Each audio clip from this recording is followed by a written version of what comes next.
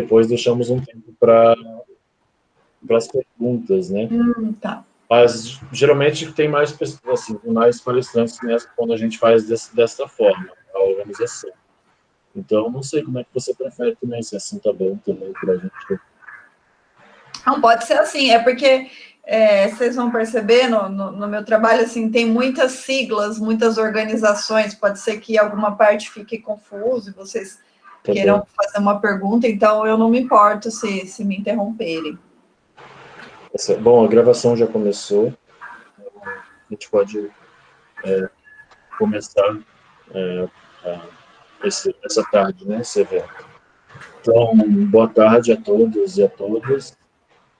Com grande satisfação, né, que a gente inicia mais uma live do nosso programa de pós-graduação e extensão rural. Essa live de hoje, né, dizer que ela está presente num conjunto de lives, no cronograma de lives que a gente está organizando, de um projeto de ensino que a gente conseguiu recém-aprovar na Universidade Federal de Santa Maria. Então, todas essas lives estão vinculadas a esse projeto de ensino, que, na verdade, a gente nomeou de um evento, mas que estamos nos organizando também por conta da pandemia para conseguir oficializar esse evento, né, para divulgar melhor essas lives enquanto uma programação dos eventos, né, desse evento que a gente está realizando. Bom, então a live de hoje tem como temática sindicalismo rural e centrais sindicais no Brasil, aproximações e disputas nas primeiras décadas do século XXI. Bom, para falar sobre esse assunto, né, contamos com a participação, e desde já agradeço, né, o aceite para o convite, da professora Ellen Galerani Correia, que é professora do Instituto Federal de São Paulo, doutora em Ciência Política pela Unicamp e membro do Núcleo de Estudos em Agroecologia, Educação e Sociedade, NEAES, do Instituto Federal de São Paulo, Campus Campinas, e também ela é membro do Grupo de Pesquisa, Trabalho, Reformas Neoliberais, Movimentos Sindicais e Sociais do Instituto Federal de Ciências Humanas da Unicamp. Desenvolve pesquisas nas áreas de trabalho rural, sindicalismo de assalariados rurais e da agricultura familiar, movimentos sociais do campo, políticas públicas e agroecologia. Então, agora eu abro para a professora Ellen, né, para estar fazendo as suas contribuições e dando essa palestra para nós. Não sei quanto tempo seria suficiente, professora, talvez 40 minutos, não sei se isso já basta, mas se passar um pouco não teria problema, porque também que hoje nós, né, temos só sua presença, então acho que não seria problema. Boa tarde a todas e a todos. Eu agradeço ao programa e ao professor Everton pelo convite de estar participando dessa atividade. Para mim é um grande prazer e uma satisfação poder estar aqui com vocês hoje e discutir esse trabalho que é resultado da minha tese de doutorado, defendida em 2018 na Unicamp, né, no programa de Ciência Política. Então, para mim, é muito importante poder apresentar os meus dados e a discussão que eu fiz e debater com vocês da extensão rural. Bom, eu sou professora, né, como o Lucas apresentou, sou professora do Instituto Federal de São Paulo, no campus de Campinas. Eu trabalho, né, com a temática do trabalho rural e do sindicalismo rural desde a minha iniciação científica. Eu moro aqui na região de Campinas, que é uma região canavieira do estado de São Paulo. Então, na iniciação científica e no mestrado, eu me dediquei a estudar os assalariados rurais, as condições de trabalho, o processo de mecanização da colheita da cana-de-açúcar, o desemprego entre essa categoria profissional. E no doutorado, motivada, né, pelo grupo de pesquisa da minha orientadora, que é a professora Andréa Galvão, que pesquisa sindicalismo no Brasil, eu me interessei pelas relações, né, entre as organizações sindicais rurais e as centrais sindicais. E aí eu vou explicar um pouquinho na minha apresentação como que eu cheguei nessa relação, né? Desde já adianto que os trabalhos do professor Everton são uma referência, né, para minha tese. Eu me apoiei bastante nos dados que ele traz e no campo de estudos que ele e a professora Leonilde, que foi orientadora dele, contribuem, né, dentro da sociologia, né? Então, os trabalhos deles mantêm viva essa temática do sindicalismo rural, que é uma temática não muito estudada, né, dentro das ciências sociais e da sociologia rural. Então, os trabalhos deles me ajudaram muito na pesquisa, né? Não sei o quanto vocês estão familiarizados com essa dinâmica do sindicalismo rural brasileiro e do sindicalismo em geral. Vocês vão ver que durante a minha fala eu vou perpassar muitas siglas, muitas disputas, alianças, rompimentos. Então, se em algum momento vocês tiverem alguma questão, a minha fala não estiver clara, vocês podem me interromper, tá? Eu acredito que eu vou falar aí em torno de 30 minutos. Então, se eu tiver, a hora que chegar mais perto dos 30, se a Roselaine puder me avisar, eu agradeço, tá? Bom, vamos lá, então. A minha tese chama Sindicalismo Rural e Centrais Sindicais no Brasil, aproximações e disputas nas primeiras décadas do século XXI.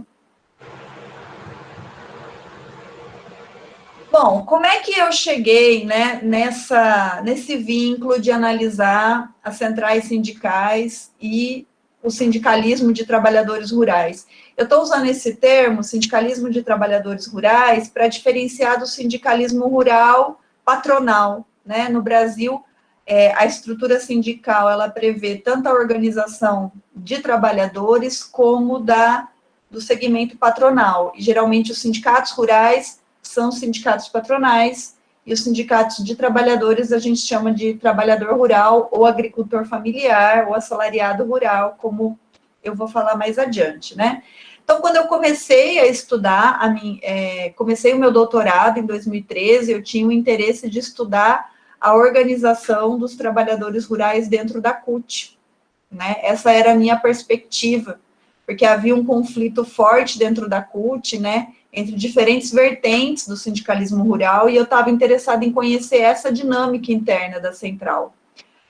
Mas, né, motivada pela pesquisa da minha orientadora, que estava mapeando as centrais sindicais que estavam sendo formadas, que foram formadas nos anos 2000, durante os governos do PT, principalmente do governo Lula, eu abri um pouco os meus interesses para olhar para essa relação para além da CUT, das centrais sindicais, né?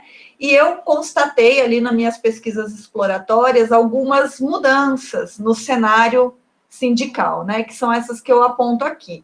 Então, estavam pipocando pelo país organizações específicas de agricultores e agricultoras familiares. Essa era uma coisa que me chamou a atenção.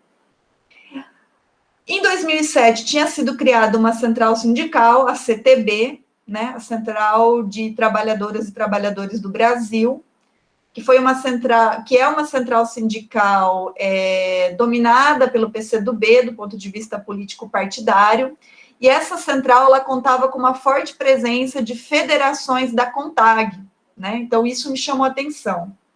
Em 2009, a CONTAG, né, que é a mais antiga e maior organização sindical rural do Brasil, ela se desfiliou da CUT, né? Filiou em 95, se desfiliou da CUT. Em meados da década de 2010, a CONTAG ela também promoveu um processo de dissociação sindical.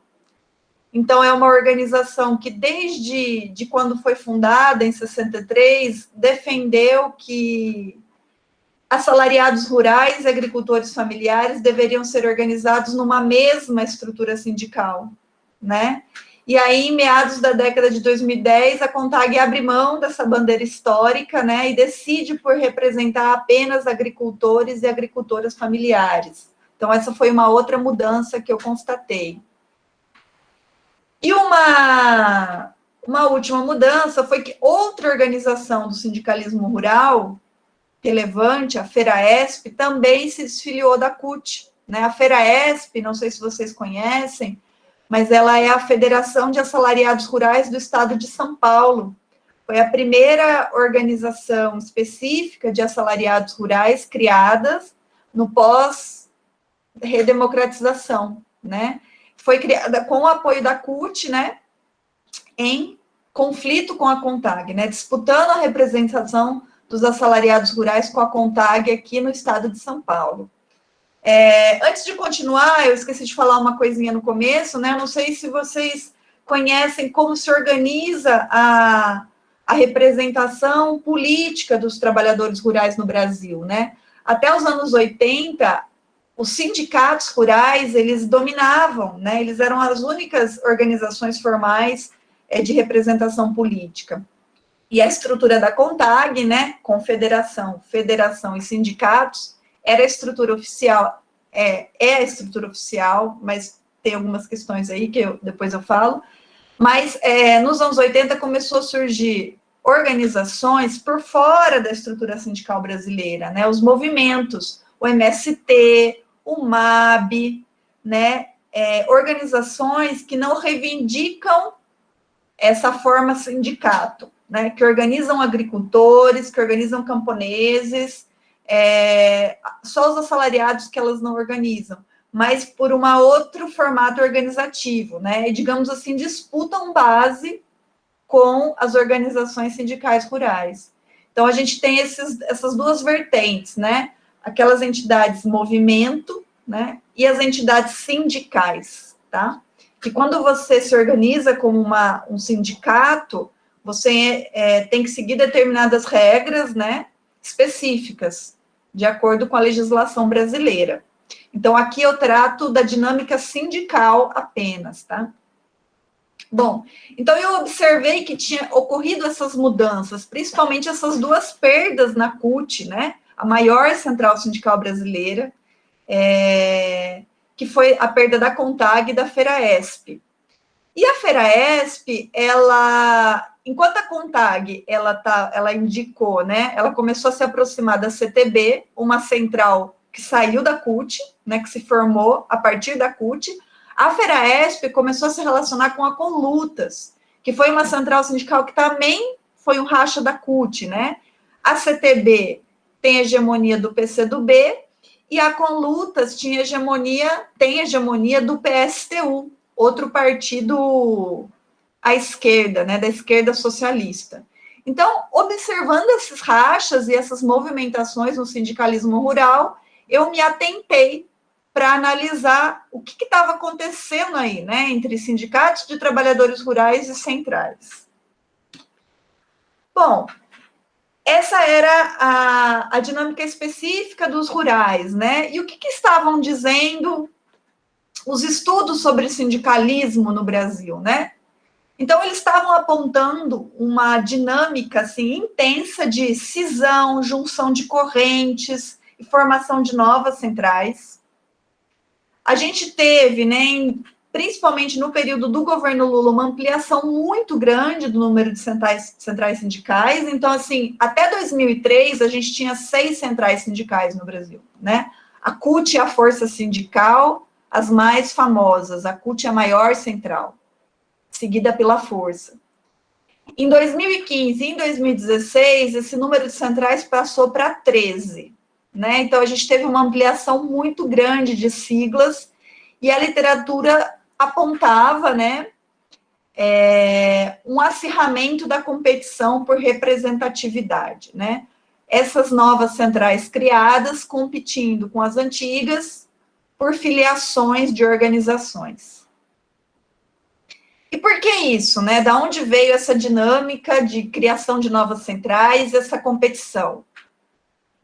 A literatura, né, apontava o vínculo com os governos petistas, né? Então, o governo Lula, ele foi um governo que, logo no seu início, deu um status diferenciado para as centrais sindicais, né? As elegeu como suas interlocutoras nos assuntos referentes aos trabalhadores, deixando de lado organizações de cúpula como as confederações, tá?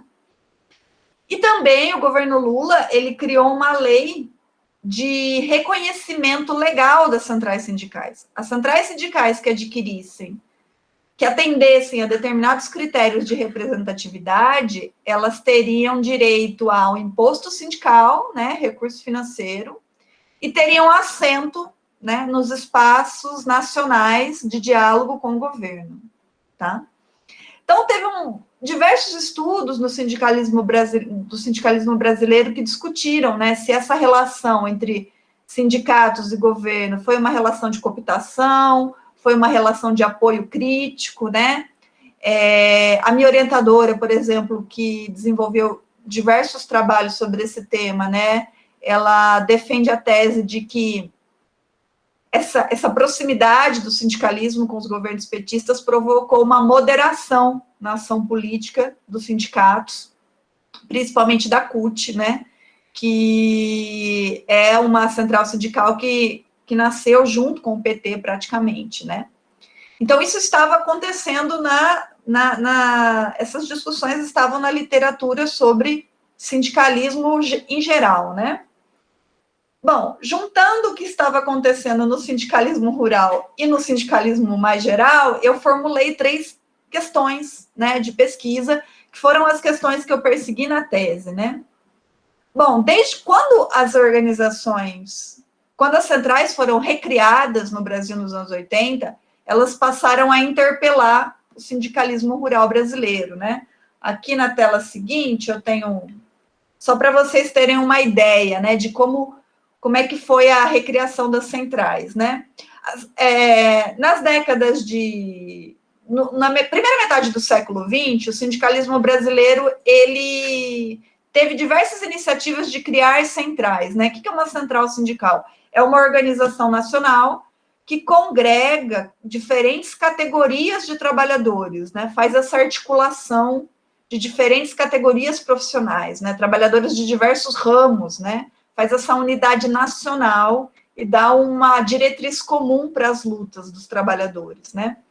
E na primeira metade do século XX, o sindicalismo brasileiro, ele tentou criar essas organizações, na maioria das vezes elas tiveram uma curta duração, né? Sobretudo por conta da repressão do Estado. E no período da redemocratização, surge, né, esse interesse novamente de criar uma central única dos trabalhadores, né? Capaz de unificar as lutas, fortalecer, representar os trabalhadores em nível nacional. Não foi possível criar uma central única, porque o movimento sindical brasileiro teve um racha nos anos 80 e criou a CUT, uma central mais à esquerda, e a CGT, né, uma central mais de centro. Teve ali um racha no movimento sindical. Mas quando essas centrais surgem, né, aqui nessa tabela que eu coloquei, né, nessa imagem que eu coloquei, elas se sobrepõem às confederações. Dentre as confederações que elas se sobrepõem à CONTAG, por exemplo, né? Porque a estrutura sindical brasileira, antes desse ressurgimento das centrais, elas tinham as confederações como o máximo da organização política dos trabalhadores, né? Só que os trabalhadores, eles eram segmentados em confederações de diferentes ramos, né? A estrutura sindical varguista, né, criada por Vargas, ela é uma estrutura sindical corporativista, né, e que ao mesmo tempo que, né, criou uma estrutura de organização, também criou mecanismos de controle da organização sindical dos trabalhadores. E essa fragmentação em estruturas sindicais para o setor que não dialogam entre si foi um mecanismo de amortecer, né, as lutas sindicais. Então, o Brasil, ele tem diversas confederações dos trabalhadores da indústria, dos trabalhadores da alimentação, que eu coloquei de exemplo aqui, de trabalhadores da área de educação, de trabalhador dos serviços, né? São confederações setoriais, e elas eram o máximo, né, da organização. Quando as centrais surgem, né, ressurgem nos anos 80, elas se sobrepõem às confederações, né? E acabam, né, tendo um conflito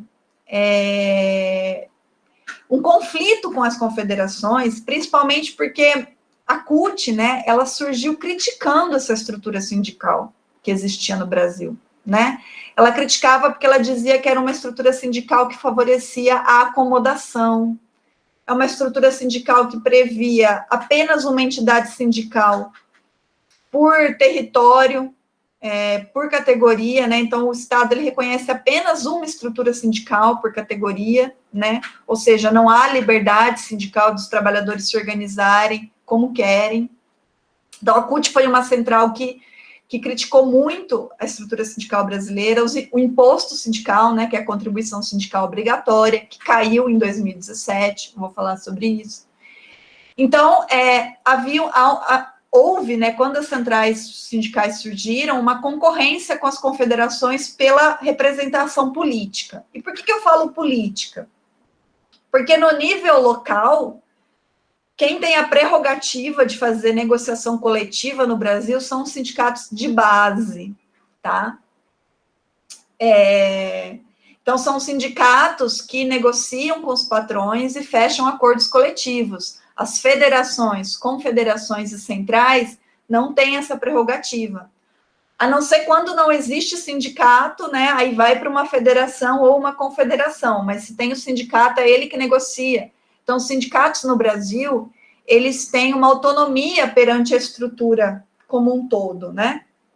Diferente em outros países, né? Como a França, por exemplo, que as centrais sindicais, elas estão nos locais de trabalho, elas fazem a negociação. Então, por exemplo, na França, você vai numa empresa, né, os trabalhadores, eles não falam, eu sou filiado ao sindicato X, Y, Z. Eu sou da central tal, porque o sindicato dele é da central tal, e essa central tem poder no local de trabalho. No Brasil, não. Quem tem essa prioridade da negociação são os sindicatos.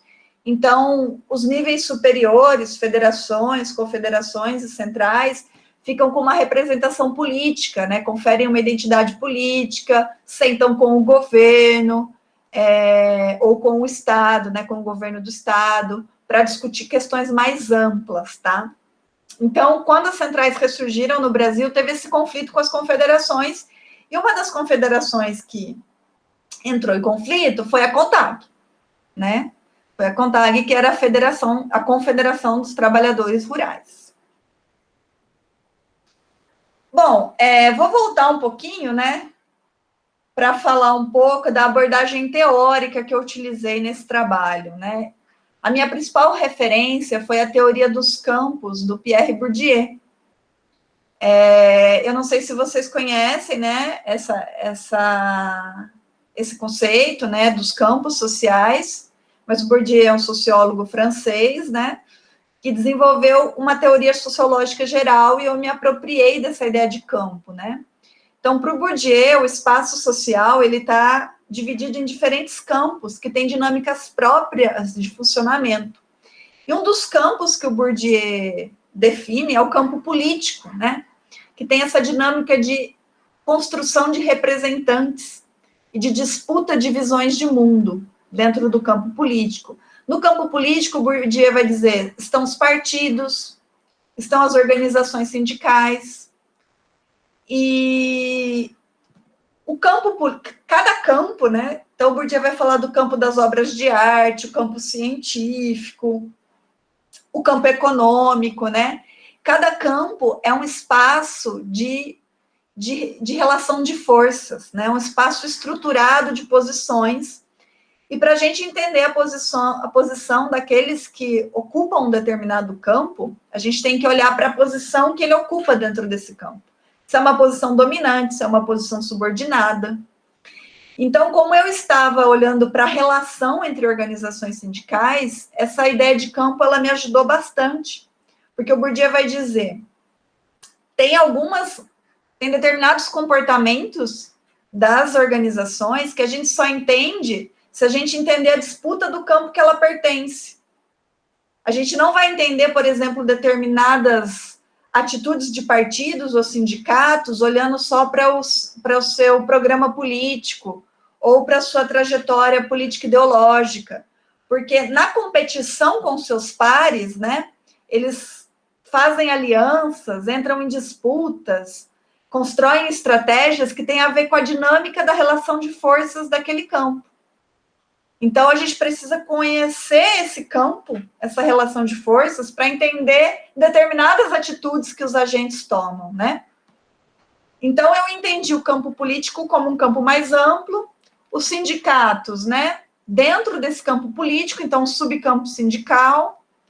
Dentro desse subcampo sindical, a gente tem o subcampo sindical urbano, porque o sindicalismo urbano e o sindicalismo rural têm peculiaridades no Brasil, né? Uma das peculiaridades do sindicalismo rural brasileiro é que a gente tem trabalhadores não assalariados, como os agricultores familiares se organizando. Isso dá uma dinâmica particular para o sindicalismo, né? Então, reivindicam a forma sindicato, mas não são trabalhadores assalariados.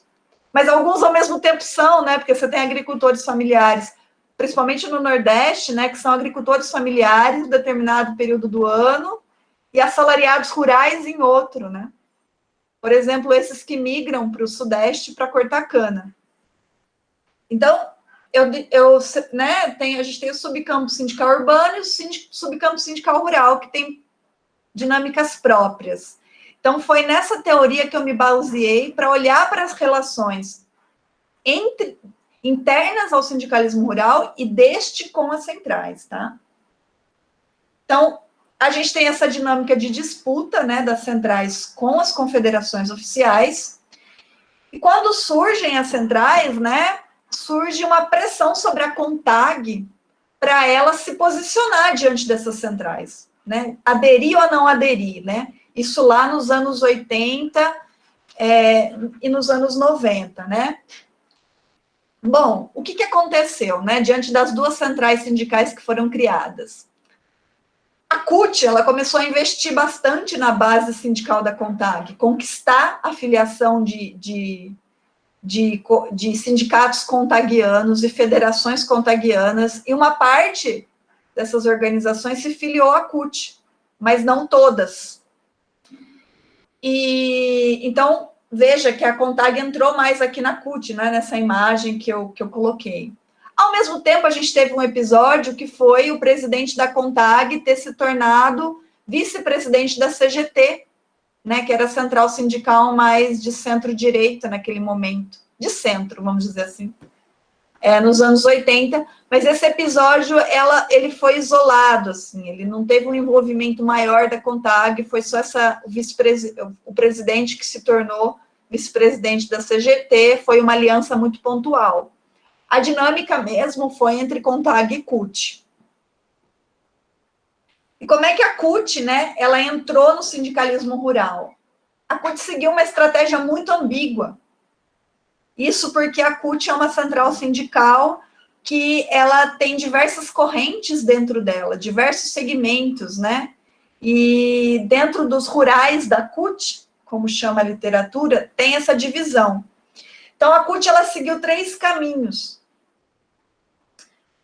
Primeiro, aqueles chamados, né, a vertente dos sindicalistas, dos rurais orgânicos, né, o professor Everton trabalhou muito isso na tese dele, né, que foi essa vertente que construiu organizações específicas da agricultura familiar, tinha uma crítica forte à estrutura sindical, principalmente a CONTAG, né, enxergava a CONTAG como uma organização bastante acomodada, né, e pouco ativa politicamente, e fomentou, né, os cutistas orgânicos foram fomentando dentro da CUT a construção de organizações específicas da agricultura familiar. E é daí que surge o sistema que hoje chama CONTRAF, né, que é a Confederação dos Trabalhadores da Agricultura Familiar, que é uma confederação que se reivindica orgânica da CUT, tá? Aquela que, digamos assim, mais se aproxima, que diz mais se aproximar dos princípios da central, né? Que nasce no novo sindicalismo.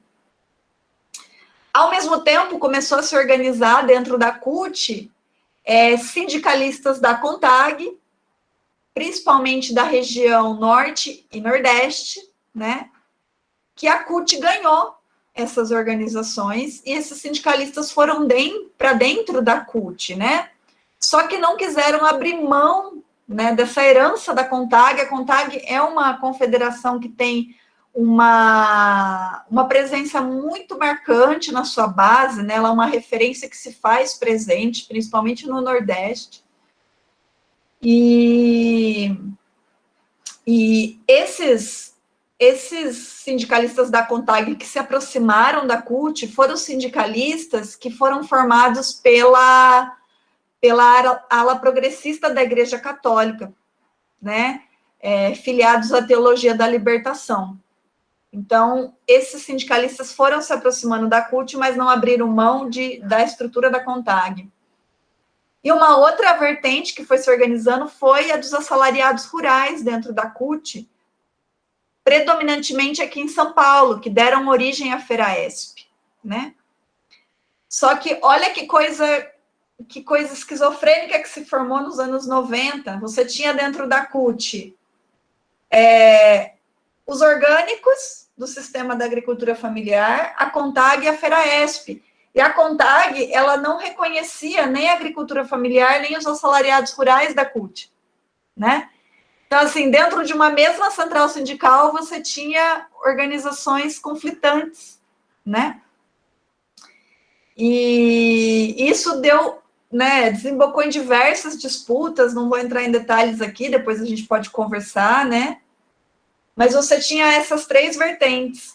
A FERAESP, ela é um intermediário entre os orgânicos e a CONTAG, porque ela queria ter a sua federação própria, né? Ela não queria ser ela reivindicava os princípios do novo sindicalismo, mas ela não tinha a organicidade que o pessoal da agricultura familiar tinha e tem, né? Então, ela era um meio termo, assim. Mas ela também era muito crítica à estrutura da CONTAG. Essa foi a dinâmica nos anos 90, tá? Então, nos anos 90, convivia todo mundo aqui. A CONTAG se filiou à CUT em 1995, né? Foi essa configuração, né? As federações da CONTAG que foram para a CUT e pressionaram a filiação, né, da CONTAG à CUT, foram principalmente a do Norte e Nordeste. O Centro-Oeste e o Sul, né, as federações do Sul, ficaram sem filiação a nenhuma central sindical, né? Eles são conhecidos dentro da CONTAG como grupo independente, e é esse grupo que vai construir a CTB, né?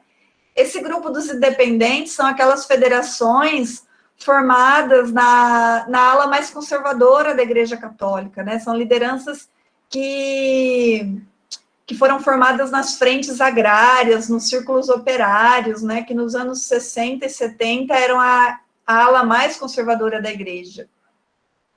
Em contraposição a essa vertente que ganha força nos anos 80, que é a Teologia da Libertação. A única exceção aqui é a Federação de São Paulo, que por um tempo ela foi filiada à Força Sindical. Como em São Paulo a FERAESP foi criada pela CUT, e a Força Sindical era a principal opositora da CUT no plano nacional, a FETAESP da CONTAG, a Federação da CONTAG, se filiou à Força. E ajudou a Força a construir o projeto dela de reforma agrária via mercado, né? A Força, ela se engajou nos anos 90 num programa que teve do governo Fernando Henrique, que foi o Banco da Terra, né? Que era a venda de lotes para os agricultores, né? Como uma forma de realizar a reforma agrária. Foi conhecida como reforma agrária de mercado. Bom, então, até 2003, né, antes do governo Lula começar, né, a gente tinha essa dinâmica, né, as três vertentes dentro da CUT, disputando entre si, mas, ao mesmo tempo, construindo coisas em comum, tá? Então, assim, aqui nesse slide, eu coloquei um pouco do que a FERAESP e a CONTAG fizeram nesses anos 90, né, a partir da presença delas na CUT, né? Então, a CONTAG, ela continuou defendendo a unicidade sindical, ela não cedeu, né, e continuou defendendo uma estrutura única, né? Continuou defendendo a categoria de trabalhador rural, que é essa categoria que congrega assalariados e agricultores numa mesma estrutura sindical. E ela começou né, a priorizar a agricultura familiar e a demanda por políticas públicas. Os assalariados rurais foram perdendo força dentro da CONTAG. E dentro da CUT, ela construiu o PADRES, né, que é o Projeto Alternativo de Desenvolvimento Rural Sustentável e depois solidário, né, ela acrescentou esse termo solidário, que é um projeto que os orgânicos... Já passou meia hora, nossa. Que os orgânicos da CUT também defendem, né? Então, a CONTAG, apesar do conflito do ponto de vista da estrutura organizativa, construiu com a CUT um projeto comum, né, de sindicalismo. Eu vou avançar um pouquinho, senão a gente não chega na cereja do bolo. Bom, nos anos 2000, né, a gente tem aí um processo de reconfiguração das centrais e uma diversificação das centrais. As primeiras cisões ocorrem na CUT, quando duas correntes minoritárias formam centrais diferentes, a Conlutas e a Intersindical. Então, correntes ligadas ao PSTU formam a Conlutas, correntes ligadas ao PSOL formam a CTB. Em 2007, o PCdoB sai da CUT e se junta, vejam só que curioso, com a ala conservadora da CONTAG, as federações do Sul e do Centro-Oeste, para formar a CTB, né? Então, as federações do Rio Grande do Sul, Santa Catarina, Paraná, São Paulo, Minas Gerais, que tinham uma postura anti-esquerda e eram contra a filiação da CONTAG à CUT e contra a filiação da CONTAG a qualquer central sindical, vão formar a CTB. Aqui que está um dos nós que eu exploro na tese. A força sindical também sofre um racha, formando a UGT. A antiga CGT, né, que se tinha se transformado em CGTB, vira CSB, tem um racha. Enfim, pessoal, eu não vou explicar todas essas siglas, mas a gente sobram 3 centrais sindicais dos anos 80 e 90. Né? A gente tinha 6, sobram 3, e as outras se reconfiguram e a gente tem um panorama de 13 centrais sindicais em 2015. Algumas, como essas aqui de baixo, o ST, CBDT, a Pública, a gente tem pouquíssimas informações sobre elas, tá? A gente tem uma disputa mais acirrada entre CUT, Força Sindical, UGT, Nova Central e a CSB, tá? Bom, então a gente tem rachas na CUT, porque essas correntes mais à esquerda diziam que a CUT, ela não estava fazendo o seu papel de central sindical, ela estava apoiando reformas do governo Lula que iam contra o interesse dos trabalhadores, e a principal reforma que causou uma briga muito grande dentro da CUT foi a reforma da Previdência, no início do governo Lula, que tirou a integralidade da aposentadoria dos servidores públicos, não sei se vocês se lembram. Outro motivo que desencadeou um racha no sindicalismo brasileiro foi porque o governo Lula ele deu prioridade às centrais e não às confederações. As confederações ficaram descontentes e formaram uma central própria, que é a nova central sindical. E a lei de reconhecimento das centrais foi aquela que mais causou movimentação, eu diria. Porque as correntes sindicais começaram a se fundir para atender os critérios da lei e ter acesso ao imposto sindical e ao reconhecimento político, né? Então, a lei 11.648 de 2008 incluiu as centrais na estrutura sindical, né? E essa lei provocou muitas movimentações. Bom, as centrais sindicais, elas começaram a ver o sindicalismo rural como uma oportunidade de crescer. E cada central começou a fomentar a sua própria estrutura no sindicalismo rural. Então, não mais só a CUT com a Contraf, por exemplo, né? A Força Sindical criou a Conafer e a Conaf. A CSB criou a FETAGRO. a CUT e a CTB se envolveram na criação da CONTAR, que era uma confederação de assalariados. Aqui à esquerda está os assalariados e à direita a agricultura familiar, tá? A UGT criou a CONFETRAF, a CONLUTAS, né? Criou a FEDAFER, da agricultura familiar, e a FEER, em Pernambuco, de assalariados rurais. Então, começou uma proliferação de sistemas sindicais rurais pelo Brasil, vinculados às diferentes centrais sindicais, tá?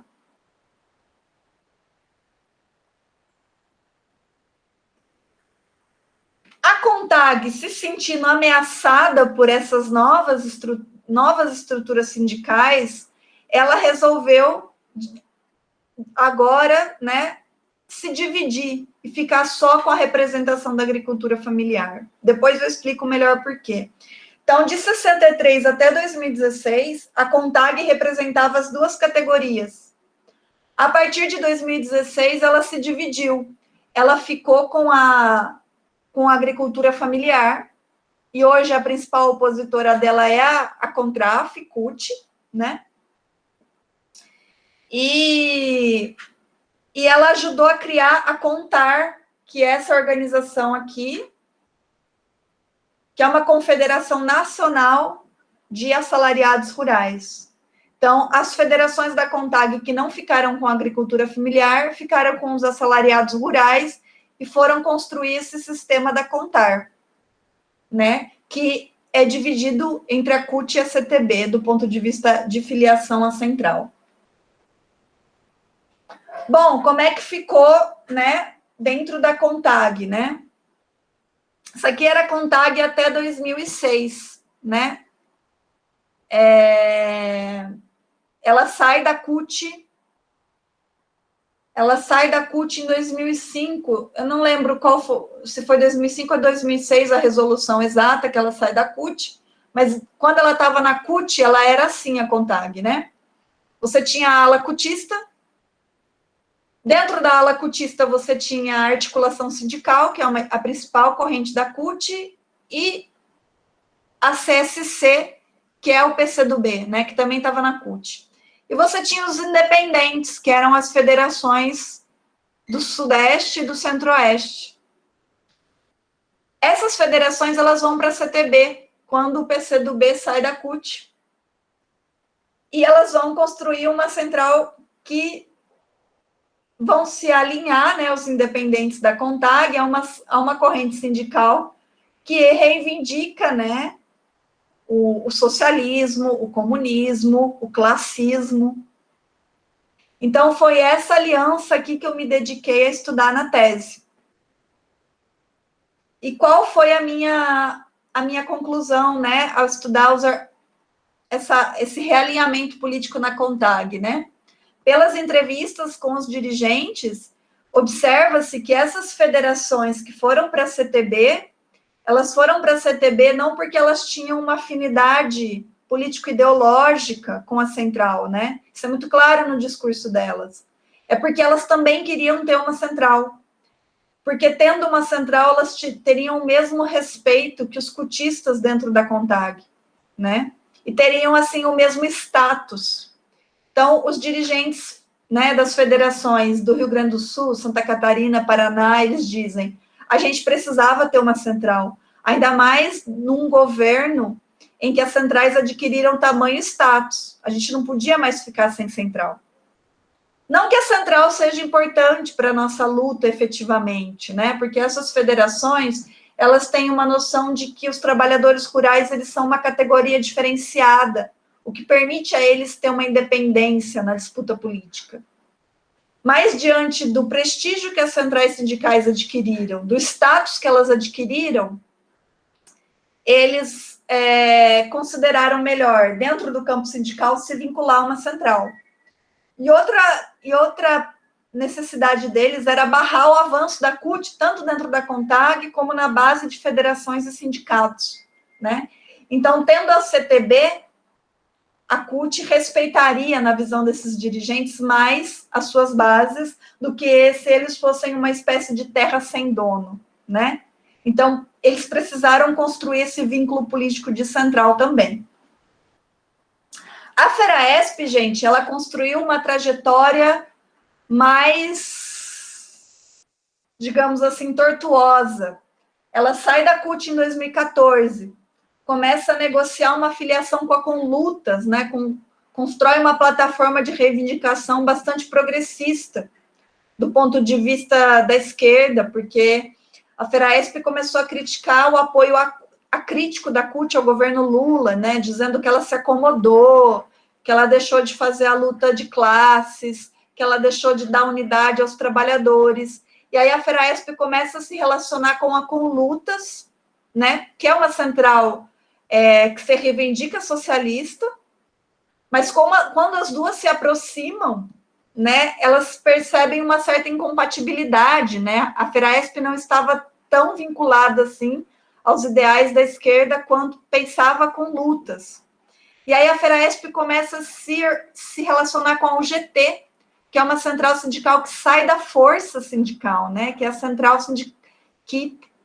uma central sindical à direita. A UGT, por exemplo, é uma central sindical que defendia a regulamentação da terceirização, algo que a FERAESP sempre criticou na trajetória dela. E foi nesse ponto aqui que eu comecei a me interessar pela FERAESP, né? Que, do mesmo modo que a CONTAG, os seus dirigentes também estavam construindo vínculos que não condiziam ou estavam, assim, incoerentes com a sua trajetória ideológica. Em 2017, olha como vai estar a federação, a direção da FERAESP. Uma parte na CSB, uma parte na UGT, uma parte na Força, uma parte na CUT e uma parte sem filiação a nenhuma central. Até que em 2018, eles vão para a CSB, que também é considerada uma central à direita, né? E por quê? Né? Aí nas entrevistas com os dirigentes, algo semelhante à CONTAG, né? Os dirigentes da FERAESP viram a oportunidade de ter mais espaço político, de ter mais reconhecimento, no momento em que as centrais sindicais estavam valorizando os rurais. Na CUT, a FERAESP, ela sempre teve esse ressentimento, porque o projeto dela nunca vingou dentro da CUT, né? O projeto da FERAESP era construir sindicatos dos complexos agroindustriais. Então, o mesmo sindicato organizando cortadores de cana, trabalhadores da indústria do açúcar e do álcool, motoristas, tratoristas, e esse projeto nunca vingou na CUT, porque essas outras categorias também tinham os seus sindicatos, né? E com esse interesse das centrais pelos rurais, eles começaram a oferecer a possibilidade de a FERAESP construir esse projeto internamente. E a FERAESP, né, nas entrevistas, os dirigentes da FERAESP, eles declaravam, né, que tudo bem não ser uma central de esquerda desde que ela nos dê espaço para construir o nosso projeto, né, dê espaço, reconheça os sindicalistas dos assalariados rurais, ou seja, dê um outro patamar para a nossa luta, né. Bom, já vou encaminhar para as considerações finais. O que eu concluí do meu trabalho, né? Como que a reconfiguração das centrais, ela impactou nos rurais? Primeiro, né, você teve Vou começar aqui pela minha conclusão 2. Você teve um aumento do número de sindicatos rurais, estimulados pelas centrais, né? Cada central querendo ter a sua fatia dentro do sindicalismo rural.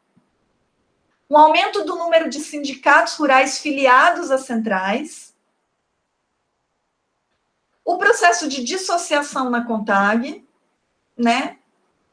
E um processo, no caso da CONTAG, de retroalimentação desse movimento de criação de centrais. Então, uma própria parcela da CONTAG participou da criação da CTB, né? Então, assim, o sindicalismo rural, ele foi alvo de interesse das centrais, mas ele também contribuiu para essa reconfiguração das centrais, criando centrais, tá? E uma última conclusão, que é sobre as alianças, né? O que eu concluí aí, bastante apoiada na teoria do Bourdieu, né? que as novas alianças da CONTAG e da FERAESP, elas não podem ser entendidas a partir da trajetória político-ideológica dessas organizações, mas são alianças que fazem sentido na correlação de forças do campo político-sindical, né? Elas saíram da CUT em busca do aumento do seu capital político em outras centrais com outro perfil político, né? Ambas abriram mão dos seus ideais, digamos assim, das suas ideologias, para estar numa central, ter uma central, estar vinculada a uma organização nacional. Então, à primeira vista, essas alianças parecem não fazer sentido, mas quando a gente vai olhar o que estava acontecendo no campo sindical, a gente consegue entender por que elas ocorreram, né? E só para finalizar, né, eu só queria falar da mudança que teve na legislação trabalhista e sindical com a reforma que o Temer fez.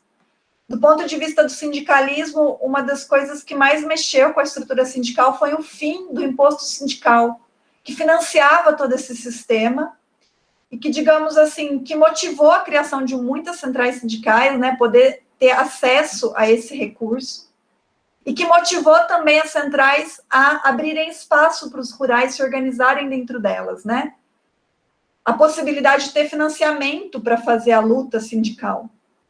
Com o fim do imposto sindical, a gente não sabe como vai ficar todo esse emaranhado de relações. Se a gente vai ter um enxugamento do número de organizações, se a gente vai ter fusões, né? Se a gente vai ter ampliação de bases, né? Ao invés da fragmentação que a gente teve aí durante esse ciclo petista.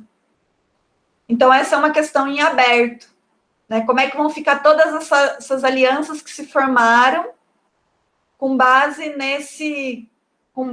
não só com base no imposto sindical, mas motivada por ele, principalmente. Bom, eu vou encerrar, agora eu, né, vou abrir para o debate, acho que eu já falei bastante, e vocês podem, né, o que eu não consegui detalhar, a gente conversa agora na discussão. Obrigada. Obrigada, Ellen.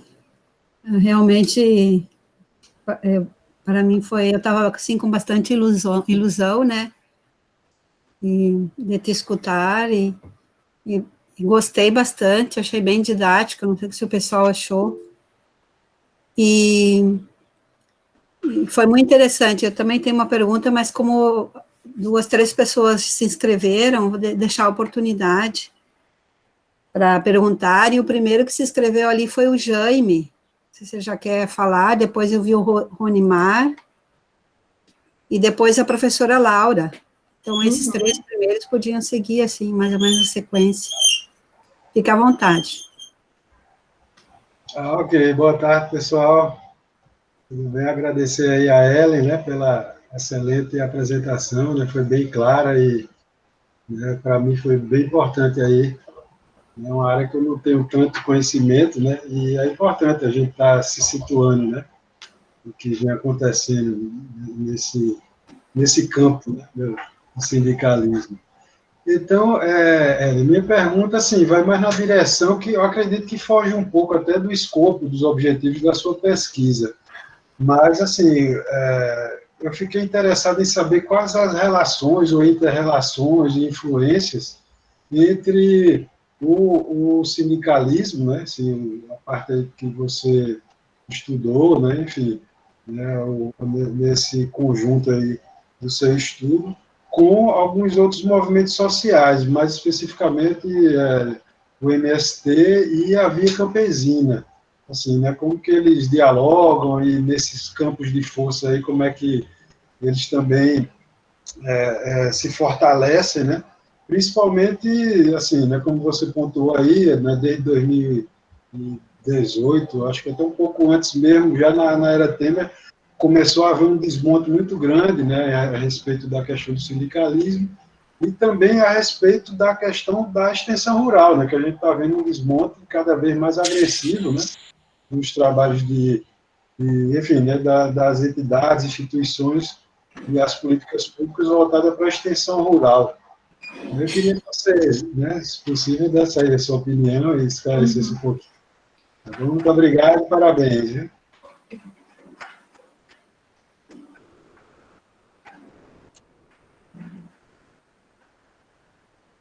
Eu respondo cada uma, a gente faz uma rodada. Responde, então, acho que talvez não tenha... Pode responder. Posso responder? Então, é Jaime? Jaime, seu nome. Sim, sim. Jaime, mas eu me acostumei com o Jaime aí, gaúcho. Não tem problema, não. Boa pergunta, Jaime. Bom, quando esses outros movimentos, né, surgem, né, o MST, o MAB, nos anos 80, né, eles têm uma posição de crítica ao sindicalismo rural, né, e a CONTAG, né, que era a organização nacional, né. Esses movimentos, eles surgem com a proposta de fazer efetivamente uma reforma agrária, né, principalmente no caso do MST, de serem movimentos com uma participação forte das bases, né, e de métodos de lutas mais eficazes do seu ponto de vista, né, porque a CONTAG, durante os anos 70, principalmente, ela tinha uma postura muito de levar demandas ao governo, né, para negociar, e esses movimentos surgem com repertórios de ação mais incisivos, digamos assim, como as ocupações, né? Então, eles surgem criticando o movimento sindical e competindo por bases, né? Nos anos 90, né, a gente vê unidades do ponto de vista de pauta, né? Tanto o MST como a CONTAG e a CONTRAF, né, o pessoal que hoje formou a CONTRAF, vão aí ter um ponto de contato na demanda por política pública nos anos 90, né, e até chegar a fazer ações em conjunto, né. Se eu não me engano, eu não sou especialista muito nessa questão das mobilizações dos movimentos, mas acho que os primeiros gritos da terra tinham a participação do MST, né, o sindicalismo rural, acho que estava na liderança, mas eu acho que o primeiro grito acho que foi organizado junto com o MST. Mas o MST, ele tinha essa diferença, né, de usar principalmente a ocupação, a formação dos assentamentos, como estratégia de luta. E o sindicalismo rural, principalmente da CONTAG, né, preferia ações mais dentro do âmbito legal, né, a reivindicação da reforma agrária, mas no âmbito legal, sem infringir as regras legais. São poucas as federações da CONTAG que vão fomentar ocupações de terra, por exemplo, né, nos anos 90.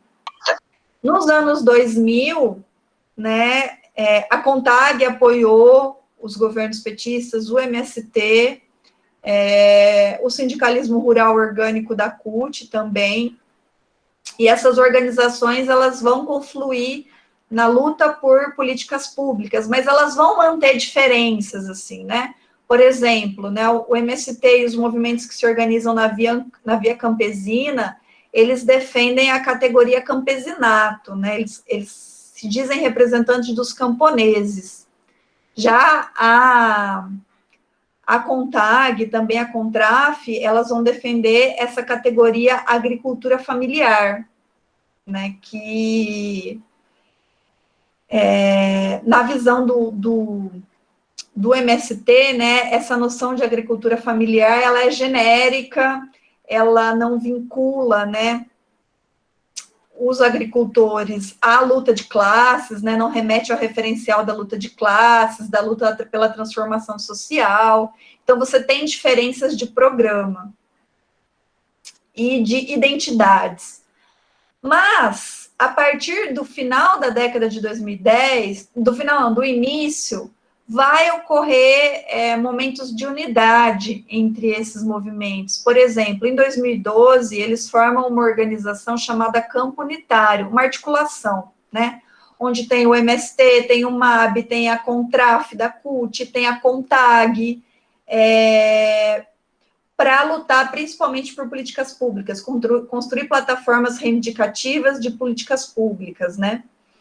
No período do golpe, essas organizações estiveram juntas na Frente Brasil Popular. Mais recentemente, né, no governo Temer, fizeram ações conjuntas. Agora, no período da pandemia, sindicatos e movimentos sociais rurais lançaram uma plataforma emergencial pedindo políticas imediatas de apoio, né, aos assalariados, agricultores familiares. Então tem pontos de contato, mas do ponto de vista da identidade, tem essa diferença entre agricultura familiar e campesinato. Tem essas articulações nacionais, mas no nível local, muitas vezes competem por base. Então, assim, depende muito da região do Brasil, né, para a gente analisar relações de cooperação ou de conflito entre movimentos e sindicatos, a gente teria que muito olhar para cada região e para o nível, né, porque você tem essas articulações nacionais, mas disputa no nível local, tem regiões, né, onde você tem ações conjuntas. No sul do Brasil, você tem um conflito maior entre movimentos, sindicatos, sindicatos da CONTRAF, sindicatos da CONTAG. Então, depende muito da localidade. Mas, a partir da década de 2010, começaram a ter mais ações conjuntas. Oi. Legal, muito obrigado, viu? Muito boa a resposta, esclareceu bastante. Obrigado. Imagina, gente, nada. Posso? Isso. Oi, Roselaine. Domingos, tem duas perguntas, três pessoas na tua frente, se dá para esperar um pouquinho, pode ser? É que é complemento desse diálogo aí, eu não queria perder o gancho. Ou então fala, então, pode ser assim.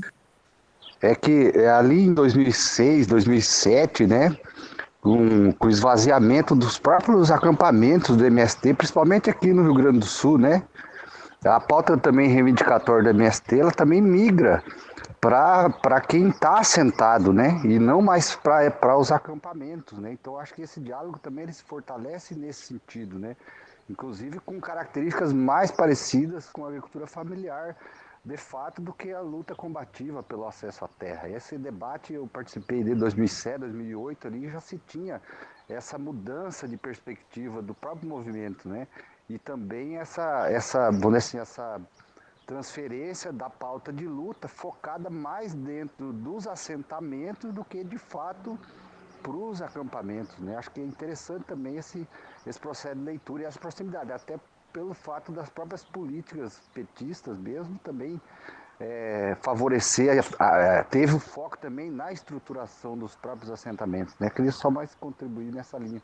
E sou do interior de São Paulo, estou aqui com o seu sotaque aqui, bem familiar. Tá? Um abraço. Obrigada, Rodrigo.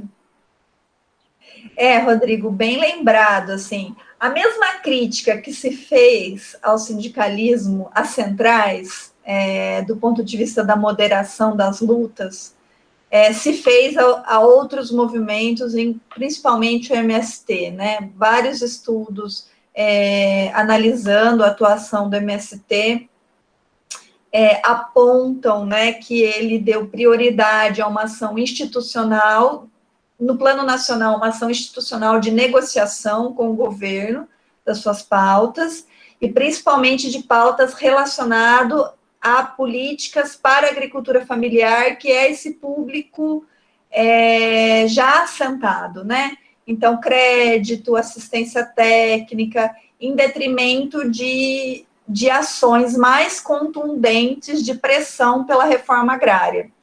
Então, de fato, nesse aspecto, houve uma aproximação, digamos assim, do modelo de atuação do MST ao do sindicalismo rural, principalmente da CONTAG, né? A CONTAG sempre predominou na CONTAG essa ação mais negociadora, né? De apresentar uma pauta, negociar, ela faz isso ainda, né? ela continuou organizando os Gritos da Terra Brasil, organiza a Marcha das Margaridas, né, e sempre com essa dinâmica de levar uma reivindicação para o governo, negociar, e como você disse, né, o governo Lula, ele priorizou a diversificação de políticas e o aumento do orçamento para políticas para aqueles que já eram agricultores, né, o MST, digamos assim, seguiu essa tendência e se aproximou do sindicalismo rural, né? A questão da reforma agrária nos governos petistas tem um grande debate, né? Que ela não avançou, né? E muitos estudos fazem essa crítica de que os movimentos sociais do campo não pressionaram, né? Com ações mais, digamos assim, mais fortes o governo a fazer essa reforma agrária, né? Beleza, então. Ronimar, tu quer fazer a tua pergunta? Sim, eu vou completar o que eu escrevi ali para ver se eu consigo entender. Primeira situação, leigo quanto a sindicatos também, né? Então, há muito tempo tu vem vendo o que tu vê na tua região e as notícias que vão surgindo. Primeira situação que eu te pergunto, se vamos dizer, uma explosão, porque mais que duplicou a quantidade de sindicatos antes de governo petista e no momento que entrou o governo petista. Tem influência só a proximidade com as brigas, com as lutas que tinham antes, ou tinha investimento, tinha dinheiro envolvido na situação? Porque é uma coisa que preocupa bastante, aqui na minha região, principalmente, teve muito projeto inacabado, sabe? Eles lançaram projetos no início do governo petista, e era muito bom até para os produtores rurais de famílias, né, esses menores, e foi comprado muita terra, e muita terra que foi comprada foi por pessoas que não eram do meio rural. Então tinha muito desvio, tinha muita bagunça nessa situação, porque do nada, assim, conseguiu se ofertar algo que não tinha antes. Aí eu te pergunto, fora as entradas do sindicato ali que eram dos patronais, de quem que estava vinculado a eles, o governo fomentava mais alguma coisa de dinheiro para ter essa explosão, ou era simplesmente por boa vontade? Ronimar, é difícil, assim, saber ao certo. O imposto sindical, ele deu um orçamento, ele ampliou muito, né, o orçamento das centrais sindicais, assim, eram recursos grandes, né, eu não tenho as cifras aqui, mas na casa de 1 milhão, né, que a CUT, a Força receberam. Então, assim, de posse desses recursos, porque como é que funciona o imposto sindical, né? Os sindicatos arrecadam de todos os trabalhadores, ele é compulsório, né? Ele era compulsório, né? Tanto no caso de assalariados como de agricultores, né? No caso dos agricultores, o sindicato ele tem que mandar o boleto, o agricultor paga.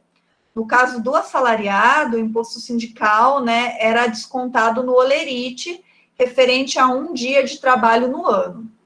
Então, o sindicato de base arrecada esse valor, e daí ele divide, né, com o restante da estrutura.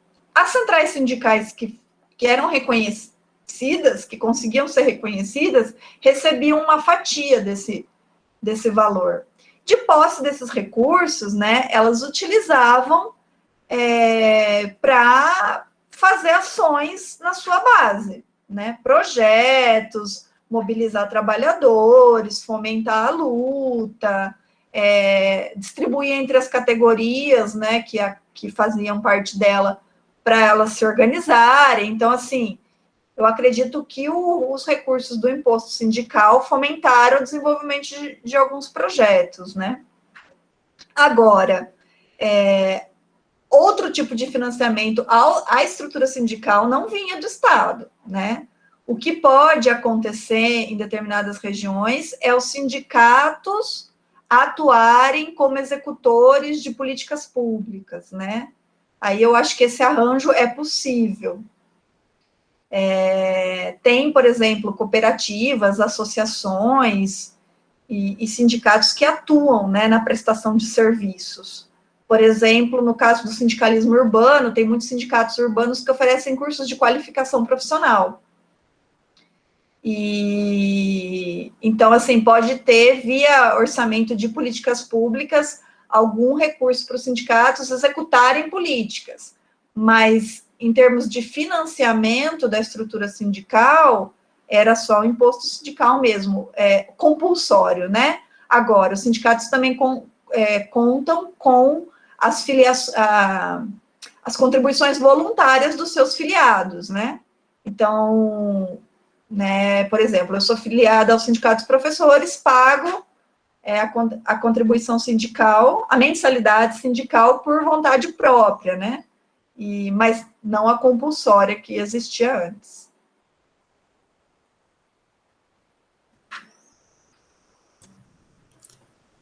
Não sei se respondeu a Ronimar, acho que sim, né? Obrigada, Ellen. A professora Laura, Sim, obrigado. Ela queria fazer uma pergunta também, não sei se ela está aí ainda. Sim. Posso Okay. fazer? Oi. Boa tarde, Ellen. Queria te dar os parabéns, né? Achei ótimo o teu trabalho e a apresentação, né? Inclusive. E fiquei muito curiosa em vários pontos, né?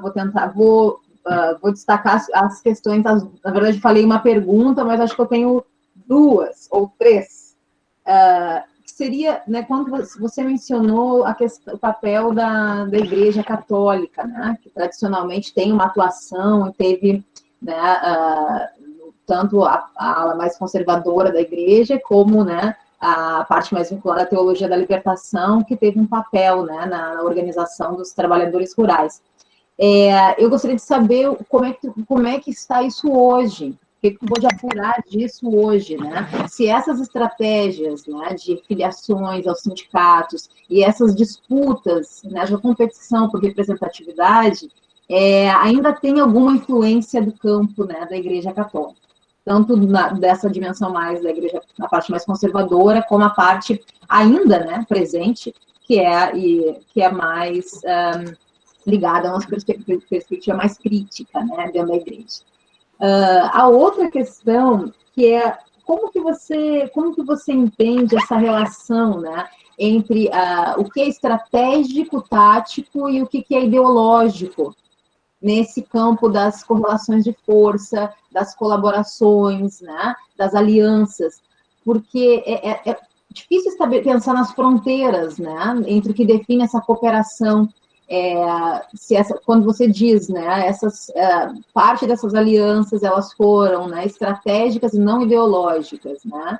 Como é que se opera, né, essa relação entre um pragmatismo, vamos dizer assim, né, uma dimensão pragmática da eficiência, de uma certa racionalidade, e ao mesmo tempo, né, todas as visões de mundo, as concepções acerca do papel, né, dos sindicatos, e na transformação social, né, nessa dimensão mais dos valores, das ideologias dessas instituições. E também fiquei atenta à questão dessa mobilização do Bourdieu, de como você trouxe o Bourdieu a pensar a questão dessa disputa dentro dos campos, né? E você trabalhou com o Bourdieu e teve alguma outra discussão assim teórica, né, que te ajudou a pensar esses conflitos, essas contradições nesse campo, né? Quando você começou falando, né, sobre a questão das diferenças entre os trabalhadores assalariados, né, e os trabalhadores agricultores familiares, como entender isso também teoricamente, né?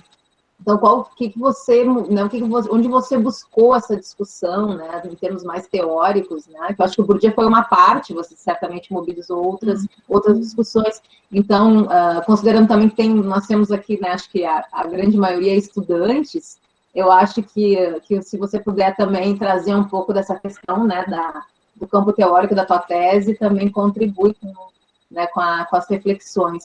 E era isso, no mais te dar novamente parabéns pelo trabalho e vou te ouvir.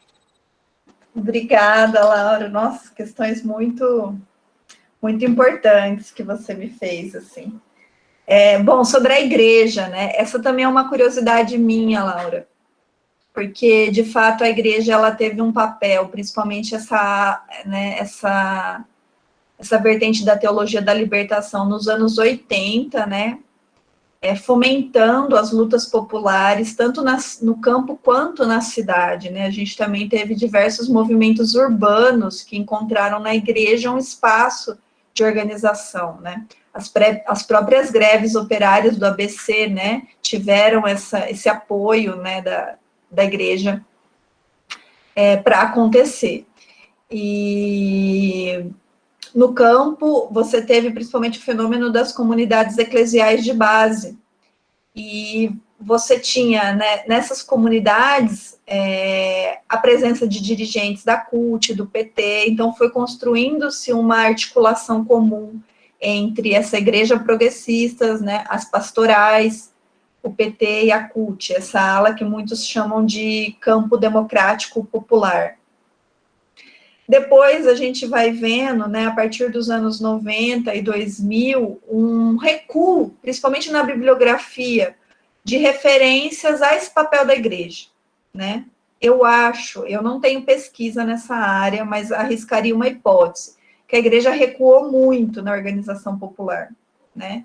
Eu acho que, com exceção da CPT, Comissão Pastoral da Terra, né, que divulga anualmente o caderno Conflitos do Campo, né, que tem uma atuação muito presente ainda na região norte, né, na área da Amazônia, por exemplo, eu acho que houve um recuo da igreja nessa organização popular. Eu, ao menos, né, nas pesquisas, na bibliografia, encontro poucas referências com relação a esse papel da igreja. Porém, né, quando a gente entrevista os sindicalistas, principalmente no caso da CONTAG, que tem essa divisão entre aqueles que foram formados numa ala conservadora e outros numa ala mais progressista da igreja, esses sindicalistas mobilizam muito essa memória, né, esse período em que eles começaram a sua atividade política e sindical dentro da igreja, né, foram convidados pelo padre, pelas lideranças religiosas locais para participar de organizações sindicais, né, então isso ainda é muito presente na memória dos dirigentes sindicais, esse início da atividade política e essa militância religiosa e política, né, essa junção.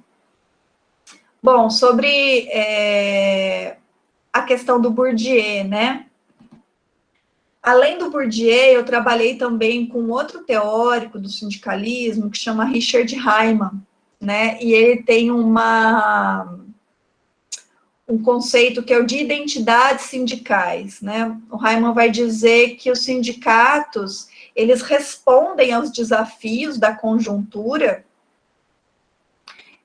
quer dizer, as respostas sindicais, ela tem relação com a identidade, com essa visão de mundo que eles vão construindo ao longo do tempo. Só que essas identidades, elas não são fixas, né? Elas se transformam, elas se adaptam também aos contextos. E foi essa ideia de adaptação das identidades sindicais, mais essa noção do Bourdieu, de a gente prestar atenção na correlação de forças entre as organizações, que eu me foquei mais. Por quê, né? De fato, é difícil você fazer essa separação entre o que é ideológico e o que é estratégico pragmático, né? Porque suas duas pontas, elas se retroalimentam, né? Porque se você está tendo uma ação mais pragmática, você pode estar num processo de adaptação da sua identidade, de transformação da sua identidade, de transformação da sua visão de mundo, né? Ao mesmo tempo, determinadas ações que podem ser pragmáticas, elas podem reforçar questões ideológicas. Vou dar um exemplo. No caso da CONTAG, por exemplo, né, que essa ala mais conservadora vai construir a CTB junto com sindicalistas comunistas, né, de referencial comunista, eles vão para essa aliança para ter uma central. E, ao mesmo tempo, neutralizar um pouco a influência da CUT dentro da CONTAG, ou seja, fazendo algo que sempre fez parte do projeto deles, né? Os conservadores na CONTAG, essa ala mais independente, né, vamos dizer assim, ela sempre quis restringir, né, a influência da CUT dentro da CONTAG. Então, se filiando a uma central, que era algo que eles eram contra, eles, de alguma forma, retroalimentam algo do projeto dele, alimentam algo que é do projeto deles também, que é restringir a influência, né, da CUT e dos métodos cultistas também dentro da CONTAG. Então, assim, não é uma separação clara. Na tese eu trabalhei isso de forma mais nuançada, mas o que eu me apoiei, assim, né, bastante, na trajetória, né, isso o Bourdieu fala muito, a gente tem que olhar para a trajetória dos agentes no campo, né. Então, por exemplo, as federações independentes da CONTAG, elas sempre bateram nessa tecla de a CONTAG ser independente, de elas não estarem numa central, que a luta do trabalhador rural, ela era a questão do vínculo com uma central era algo secundário, e ao mesmo tempo elas fazem uma inflexão, né? E essa inflexão que eu tratei como uma resposta aí mais pragmática ao contexto em que elas estavam vivendo, né? Na FERAESP também, né? Ela que vem... A FERAESP seguiu um outro caminho, né? Ela sai da esquerda sindical e caminha para as centrais da direita sindical. Ou seja, eu tentei entender essa inflexão, tentando fazer uma combinação, né, entre aspectos da ideologia, da trajetória ideológica e dos desafios conjunturais. Então, assim, o que eu consegui achar, uma posição de conforto, né, que eu percebo na análise, de que elas secundarizaram bandeiras que elas recorrentemente reivindicavam, ou conceitos, ou ideias que elas recorrentemente defendiam no campo sindical. Elas secundarizaram a fazer essas alianças, né? Então, foi mais ou menos aí que eu trabalhei. Da questão mais teórica, né? Do ponto de vista de entender, né? A posição de classe de agricultores e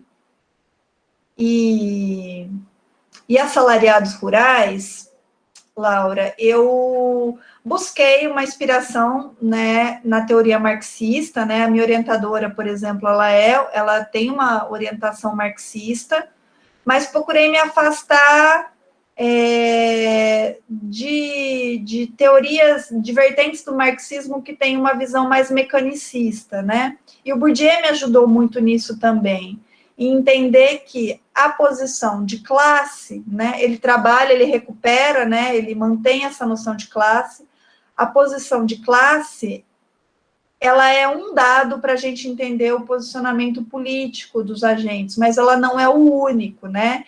Então, você tem que entender como esses agentes constroem a sua identidade no nível político. E daí o papel das organizações que estão sempre alimentando essa identidade, e aí entender que elementos cabem nessa identidade, né?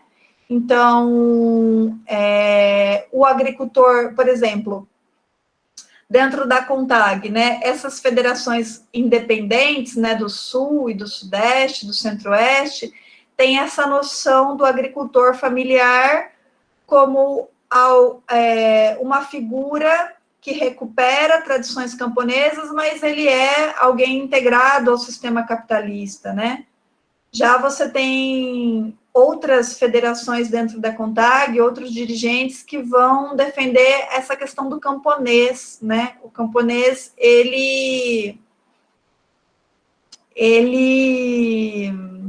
essa ideia da identidade camponesa como mais estratégica para fazer a luta de classes, né? Ou seja, incorporam menos esses referenciais do agricultor integrado ao capitalismo.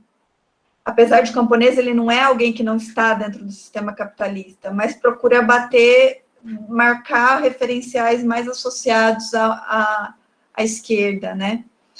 Então, eu procurei entender essas diferentes categorias a partir da posição, né, objetiva e de como as organizações trabalham essa posição objetiva, né, dão significado a ela, né, no plano político. Acho que, não sei se eu respondi, mas essas questões teóricas eu também...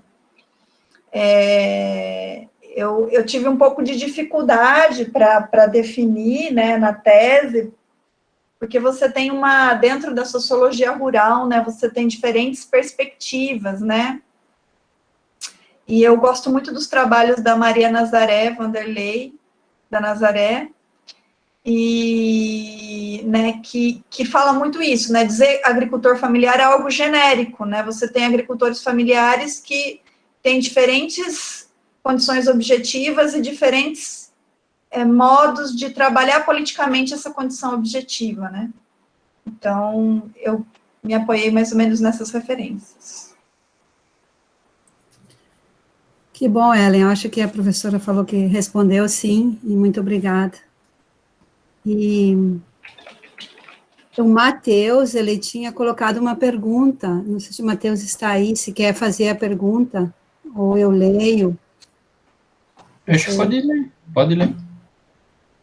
Ok, Matheus, eu saí sem querer, daí eu perdi a tua pergunta, mas acho que eu lembro. Pode deixar que eu leia, então, qualquer coisa, estou com ela aqui. Então fala tu, que é sobre o papel da... fala, Isso, então. eu coloquei ali, enfim, que os trabalhadores rurais, né, as entidades deles tiveram um papel bastante importante tanto no combate à proposta de reforma da Previdência ainda no governo Temer, quanto também, né, agora que foi, né, implementada pelo governo Bolsonaro, né, no sentido de amenizar o impacto para os trabalhadores rurais. E aí a pergunta que eu te fiz era se as centrais e confederações, elas tiveram uma atuação articulada nesse movimento, ou se houve maior protagonismo de uma ou outra, porque, enfim, eu imagino que isso tenha impactado né, no fortalecimento ou enfraquecimento de uma ou outra. Obrigado, Matheus, bem lembrado. Matheus, desculpa, Lucas. Não, foi o Matheus. Foi o Matheus, aqui que eu estou acompanhando o chat. Que tem uma pergunta do Lucas aqui que ele escreveu no chat. Matheus, a CONTAG, ela teve uma atuação muito importante na reforma da Previdência, e ela foi, pelas minhas observações preliminares, uma das organizações mais atuantes nesse processo, né? Eu até, conversando com colegas que pesquisam sindicalismo rural, tenho dito que a atuação da CONTAG, né, na reforma da Previdência, né, ela precisa ser melhor estudada, porque ela teve uma articulação parlamentar muito forte, né? Inclusive, nós tivemos uma live pela Rede de Estudos Rurais, e uma das expositoras, a Priscila Delgado, ela apresentou uma análise preliminar sobre isso, que a CONTAG, ela fez uma articulação nacional e estadual com os seus parlamentares, os parlamentares que ela tem vínculo, para pressionar para a não inclusão, né, do trabalhador rural na reforma da Previdência. Então, a CONTAG, ela foi uma das confederações mais atuantes. E a CONTAG, ela se destaca também em relação às demais confederações de outras categorias, porque ela tem um vínculo muito forte com a sua base, né? E ela tem uma atuação política de destaque. Confesso que, pelo que eu leio na literatura, as demais confederações setoriais, elas são muito pouco atuantes politicamente. Até por isso que nas outras categorias, as centrais sindicais têm mais destaque, elas assumem a frente, né? Você tem uma certa acomodação das confederações, né? Há trabalhos, inclusive, bastante críticos, né, que colocam algumas confederações apenas como estruturas burocráticas como fins em si mesmos, né? Como se elas fossem fins em si mesmas, né? Só manter a estrutura com uma pouca atuação. Então, se vê uma atuação muito tímida de confederações, né? Agora, as centrais sindicais, elas se mobilizaram nas reformas, né? Tanto na reforma da Previdência, quanto na reforma trabalhista, mas, infelizmente, elas não lograram muitos avanços, né? Houve unidade de luta entre as centrais, mobilizações conjuntas, né? Das centrais reconhecidas, né? Houve diversas mobilizações, estão unindo CUT, Força Sindical, UGT, CSB, né? A Conlutas é uma central sindical que quase nunca participa dessas frentes de atuação das centrais, porque ela faz muita crítica a um posicionamento moderado das centrais, né? A Conlutas, ela tem uma perspectiva ela tem uma crítica mais feroz, digamos assim, aos governos, inclusive aos governos do PT, ela teve uma crítica bastante feroz e dificilmente ela se integra nessas unidades de luta. Mas as centrais fizeram nessas reformas, mas tiveram pouco êxito, assim, até do ponto de vista de mobilizar trabalhadores, né? E também existe alguns estudos apontando, né, que as centrais, elas ficaram muito tempo preocupadas com a questão do financiamento, né? Durante muito tempo, principalmente no governo Temer, né, o foco foi negociar alguma forma alternativa de financiamento, dada a queda do imposto sindical, e descuidaram bastante das mobilizações de rua, né? Então, mas a CONTAG, de fato, teve uma atuação destacada na reforma da Previdência, que as centrais não tiveram.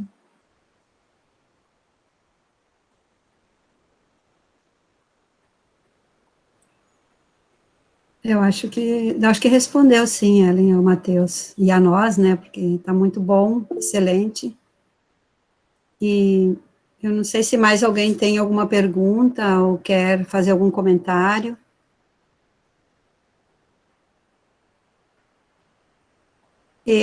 De minha parte, assim, tinha alguns questionamentos que já foram respondidos, né, que eu tinha dado uma olhada na tua tese antes. Uhum.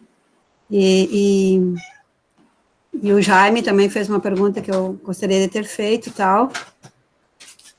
E parece que o Ivan quer fazer uma pergunta, daí depois vamos ver se ele vai fazer, daí depois eu faço a minha consideração.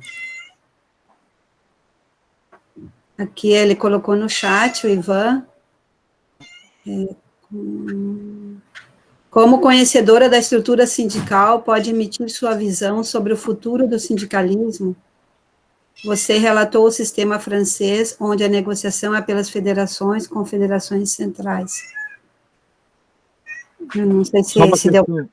Eu, completando, que estava escrevendo aí, você já estava encerrando, como ela fala assim, ó, que hoje em dia as negociações no Brasil é feito pelo sindicato da base, né? E na França é vinculado às confederações. Com esse desmonte que a legislação hoje em dia está estruturada, as centrais estão sofrendo, as federações, enfim, mas eu acho que principalmente os sindicatos tendem a se enfraquecer. Não seria talvez uma tendência que, de repente, centralizar as negociações, até por capacidade e até especialização da negociação nas federações e centrais, enfim, e não nos sindicatos? O que você pensa sobre isso? Ivan, boa essa questão. Assim, o futuro do sindicalismo, principalmente do sindicalismo brasileiro e da legislação que o rege, ela está em aberto, né? Porque teve essa primeira mudança com a reforma trabalhista, né? O imposto sindical. O imposto sindical, ele sempre foi uma disputa dentro do sindicalismo, né? A CUT, por exemplo, ela criticava o imposto sindical porque ela ela considerava o imposto sindical como um fator que permite a acomodação dos dirigentes, mas, ao mesmo tempo, né, ela foi filiando entidades da estrutura sindical oficial, e isso, né, e o imposto sindical também contribuiu para o crescimento dela, né, algumas organizações da CUT devolviam, né, o imposto sindical, após arrecadado devolviam, então tinham essa postura. E outra questão que está em aberto é a questão da unicidade sindical. Essa é uma questão também que sempre dividiu o movimento sindical brasileiro e que no governo Bolsonaro há rumores de que há a possibilidade de cair a unicidade sindical. O que é a unicidade sindical, né? A unicidade sindical é o princípio que define que apenas um sindicato, por categoria profissional, ele pode ser reconhecido como representante legal dos trabalhadores numa dada categoria, numa dada territorialidade. Então, por exemplo, né, vamos pegar a cidade de Campinas. Se Campinas tem um sindicato de assalariados rurais, não pode haver outro sindicato de assalariados rurais de Campinas, né? A unicidade é isso, é um sindicato reconhecido por lei. Né? E isso causa muitas disputas do sindicalismo, porque para terem outras organizações, criam-se organizações paralelas por desmembramento de categoria, né? Isso foi o que a CONTAG sempre combateu, ou seja, ela representava trabalhadores rurais, aí foi surgindo aqueles que queriam desmembrar os agricultores familiares dessa categoria, aqueles que foram querendo desmembrar os assalariados dessa categoria e criando organizações paralelas. Foi por isso, por exemplo, que ela resolveu ficar só com os agricultores familiares, porque ela estava à beira de perder a representação das duas categorias, né? Porque o Poder Judiciário começou a reconhecer as organizações, cada vez mais reconhecer legalmente organizações de agricultores e de assalariados, né? E a primeira a ser reconhecida é que tem o poder, né? Aquelas que são criadas depois, elas não têm a representação legal, né? O governo Bolsonaro, como ele tem aí, né, dentro do seu... Ele tem um viés, assim, liberal para algumas frentes, ele já anunciou que teria interesse de implantar o pluralismo e a liberdade sindical no Brasil. O que é o pluralismo e a liberdade sindical? É como, em alguns países, os trabalhadores criarem, né, quantas organizações sindicais eles quiserem e da forma que eles quiserem, né, por município, por empresa, juntando duas categorias, né, sem nenhum controle do Estado, né, sobre como se organizar. Então, há esses rumores, né, que isso pode ser algo que o governo Bolsonaro leve adiante. Não há nada factível ainda, né. O fim do imposto sindical mexeu muito com o financiamento, né. As centrais sindicais, elas estão enxugando suas estruturas burocráticas, elas estão... a CUT mesmo, né, demitiu vários funcionários, muitos funcionários, né, mudou do prédio que ela tinha, né, que ela estava situada. Então, o financiamento mexeu muito com a estrutura, e existe a possibilidade, o que eu acho positivo, de você ter uma diminuição de organizações, uma fusão de organizações e maior unidade, né? Porque nos anos 2000 a gente viu uma pulverização muito grande de organizações, né?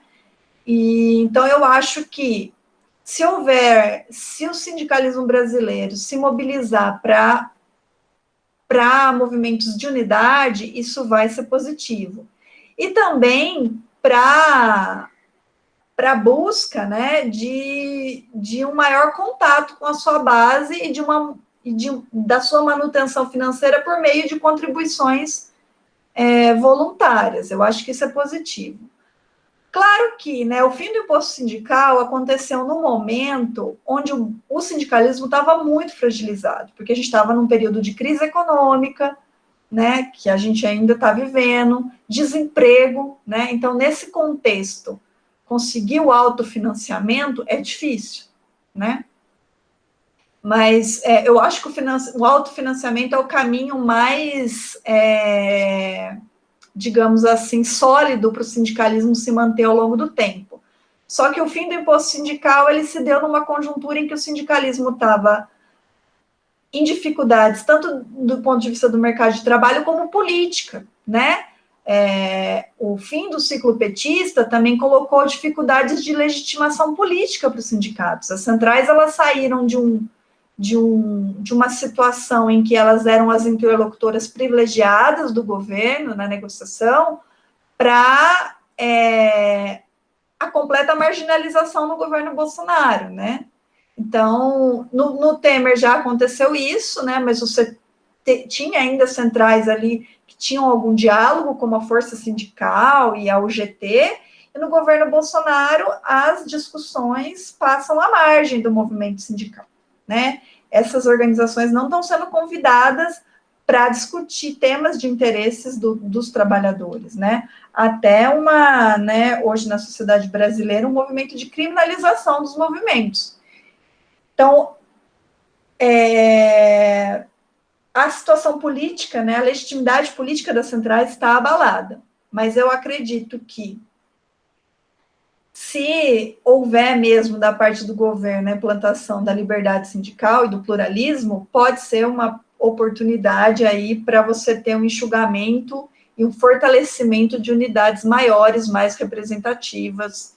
Enfim, vai depender tudo de como for negociado, né, os termos, se houver negociação, né.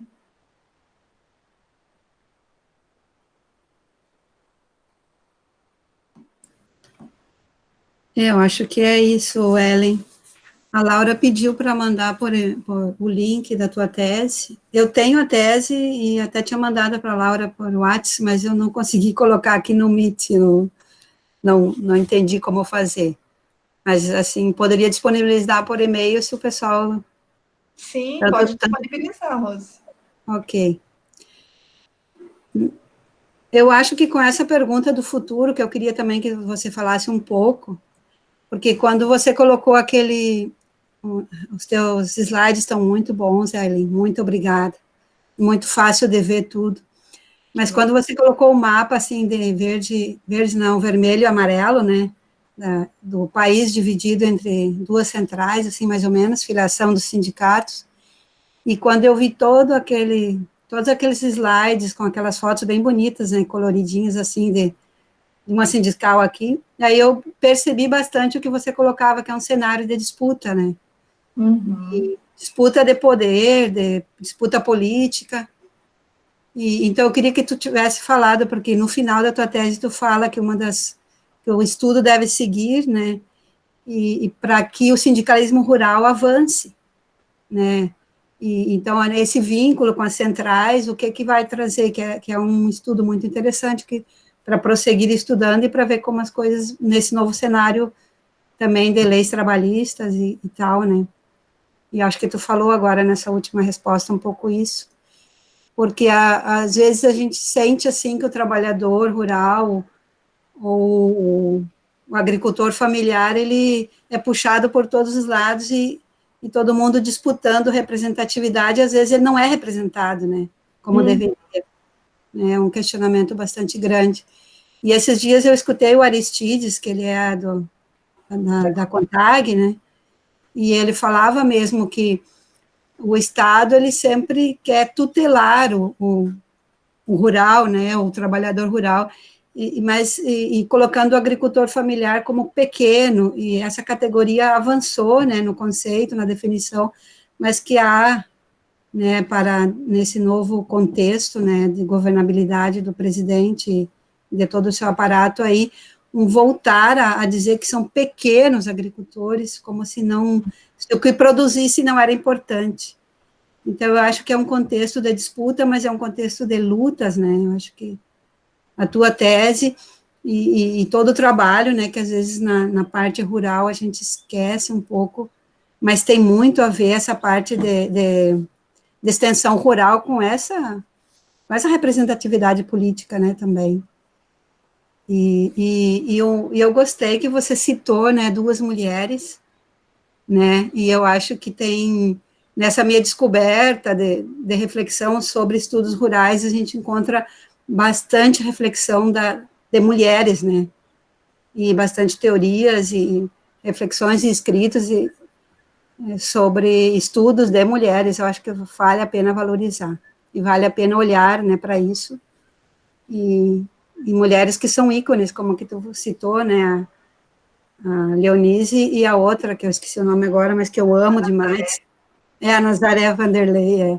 Ela é uma figura que eu acho que ela tem tantos anos e tanta experiência que os homens que estão aqui nessa live, eu acho que devem abrir o coração e ler um pouquinho, escutar ela, né, muito interessante. Não só ela, como a gente já escutou bastante, também aqui a Delma Peçanha, e como a Leonides também, Medeiros, e outras, e você, e a tua orientadora, eu acho que tem que, e desde sempre, lá mais antigamente, também fazendo a reflexão sobre campesinato, tem tantas mulheres, né, eu acho que vale a pena. Eu queria falar isso, mais ou menos. E eu não sei se alguém mais tem que... Primeira vez que eu estou moderando, né? Se alguém mais que quiser falar também, Ellen, não sei se alguém mais quiser falar, aí se você quiser falar alguma coisa, para a gente encerrando. Rose, eu acho que, só para finalizar, né, a título de considerações finais aqui, né, esse período, né, do governo Temer, governo Bolsonaro, tem sido muito desafiador para o rural, né. Os assalariados rurais, eles foram mais atingidos pela reforma trabalhista, né, que, digamos assim, deu mais poder para os empregadores, né, a partir do momento que estabeleceu a possibilidade de negociações individuais, né, desequilibrou ainda mais uma relação que já era desequilibrada, né, então, eu acho que um campo de pesquisa é investigar, por exemplo, como vão ficar as condições de trabalho de assalariados rurais, que dentre os assalariados, eu acho que é uma das categorias que mais condições precárias de trabalho tem, né, principalmente os assalariados das grandes culturas agrícolas, né, cana, laranja e tudo mais. Os agricultores familiares, né, por sua vez, são atingidos pela paralisia de determinadas políticas públicas, que eram muito importantes, né, pelo desmonte de algumas, né, e pela dificuldade de reconhecimento político, né, é isso que você colocou, né, um retorno a concepções sobre a agricultura familiar que já haviam sido superadas, né, e que, né, voltam a assombrar com essa ideia da ineficiência, da pequenez, da dificuldade de se manter, né, então, é um período de desafios, que eu acho que agora é que nós vamos ter que ver como essa aliança, né, do sindicalismo rural com as centrais, se ela vai importar, né, como que ela vai alavancar ou não fazer diferença na luta desses segmentos, né, porque durante os anos 2000, a década de 2000 e 2010, houve essa abertura para a incorporação dos rurais nas centrais. E essa abertura, ela foi um marco, porque dentro das centrais sempre houve, assim, um desequilíbrio entre rurais e urbanos, né? Os rurais sempre aqueles, mesmo dentro do sindicalismo, a gente percebe muito isso nas falas e na literatura, né?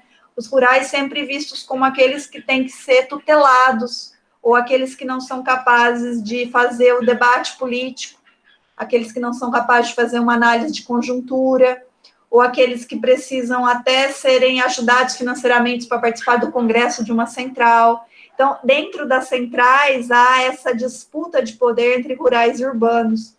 E a gente viu, né, com esse crescimento das centrais e esse interesse no rural, principalmente porque é uma base que estava se expandindo com a divisão da CONTAG, da estrutura da CONTAG, com o aumento da sindicalização entre os agricultores familiares, esse é um dado também, né, ao longo dos anos 2000, houve um aumento da sindicalização entre agricultores, Então, isso deixou as centrais muito interessadas em organizar essa base, né? Então, nesse momento de dificuldades, eu acho que a gente tem que prestar atenção se essas alianças, elas vão reforçar as demandas e a luta dos rurais, ou se elas não farão diferença, né? Ou como as novas alianças serão construídas, né, nesse momento de desafio. Então, e também esse olhar, né, buscando já a questão do Jaime, de se haverá uma unidade entre sindicatos rurais e movimentos sociais do campo, né, se esses setores vão conseguir construir pontos de unidade para defender o desmonte de direitos, né, que a gente vem sofrendo.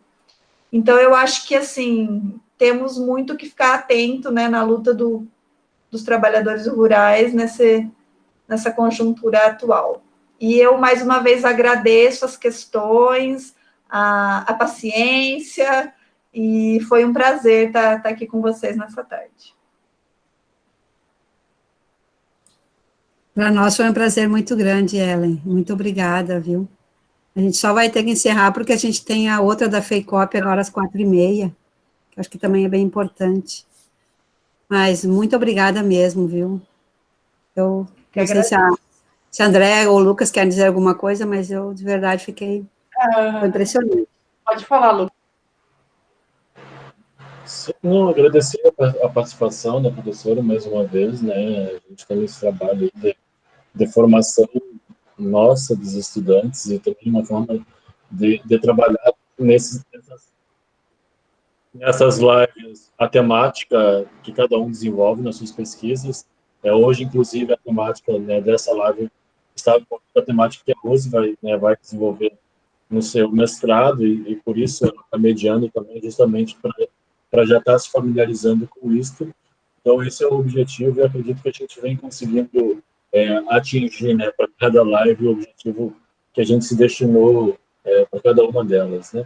Então é isso, agradecer mais uma vez e convidar para quem ainda está animado aí para participar da nossa próxima live, agora às 14h30, diretamente no canal da Extensão Rural, essa live que está inclusive na programação da FEICOP, né, em Santa Maria, que vai tratar da questão da comercialização de produtos da agricultura familiar, agora na pandemia da Covid-19. Muito bem, eu agradeço a participação de todos e principalmente a professora Ellen pela sua disposição em estar conosco hoje, compartilhando esses vastos e profundos, significativos conhecimentos. Agradeço a Rose pela organização, ao Lucas pela mediação, estou muito feliz da forma como os nossos alunos estão engajados e empenhados na realização desses trabalhos. Então, convido você, Ellen, a participar também agora do nosso próximo trabalho, acompanhar as lives que estão disponíveis no nosso canal, e tenho certeza que faremos outros trabalhos, outras palestras, outras lives futuramente. Eu acredito nessa parceria, nessa troca, e estamos muito agradecidos, então, a todo esse trabalho desenvolvido hoje. Então, agradeço a você, Ellen. Muito obrigada. Obrigada. Vocês me passem o link da próxima atividade de vocês.